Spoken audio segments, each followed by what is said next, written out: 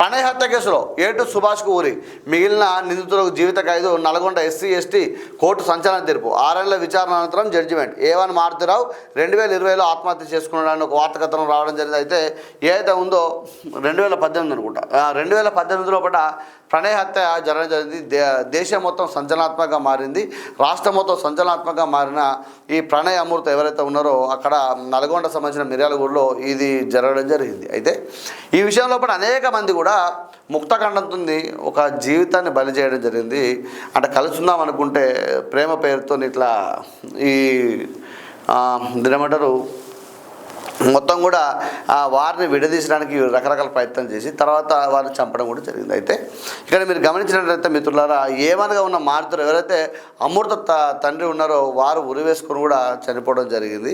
దాని తర్వాత ఏటుగా ఉన్న ఎవరైతే సుభాష్ ఉన్నారో అతనికి ఉరిశిక్ష వేయడం జరిగింది. మిగతా మారుతిరావు తమ్ముడు కానీ మిగతా నిందితులకు కూడా ఇక్కడ యావజ్జీవ అంటే జీవిత ఖైదు కూడా విధించడం కూడా జరిగింది. అయితే ఇక్కడ మీరు గమనించవచ్చు మిత్రులారా, చిన్న శనికావేశంలో తీసుకున్న నిర్ణయం వల్ల అత్యంత గొప్పగా బతుకుతున్న కుటుంబం ఇవాళ చెల్లా చెదురైపోయింది. మీరు గమనించండి మిత్రులారా. ఎందుకోసం ఈ మాట అంటున్నంటే, కుటుంబం ఆర్థికంగా నిలదొక్కొని అద్భుతంగా జీవిస్తున్న కుటుంబం లోపల అమ్మాయి ప్రేమ వివాహం చేసుకొని బయటకు ఉన్న సందర్భం లోపల తండ్రి తీసుకున్న శనికావేశంలో నిర్ణయం వల్ల ఈరోజు ఇలా వాళ్ళ పాప ఏదైతే అమృత జీవితం నష్టమైంది. ఇలా మారుతిరావు గారు చనిపోవడం జరిగింది. అటుపక్క కుటుంబాన్ని తీసుకున్నట్టయితే ఆ కుటుంబం కొడుకును కోల్పోయి ఇలా విలువెల్లాడుతూ ఉన్నది. అంటే శనికావేశంలో తీసుకున్న నిర్ణయాలు ఏ విధంగా ప్రభావితం చేస్తాయో ఈ విషయంలో మీరు గమనించుకోవచ్చు మిత్రులారా.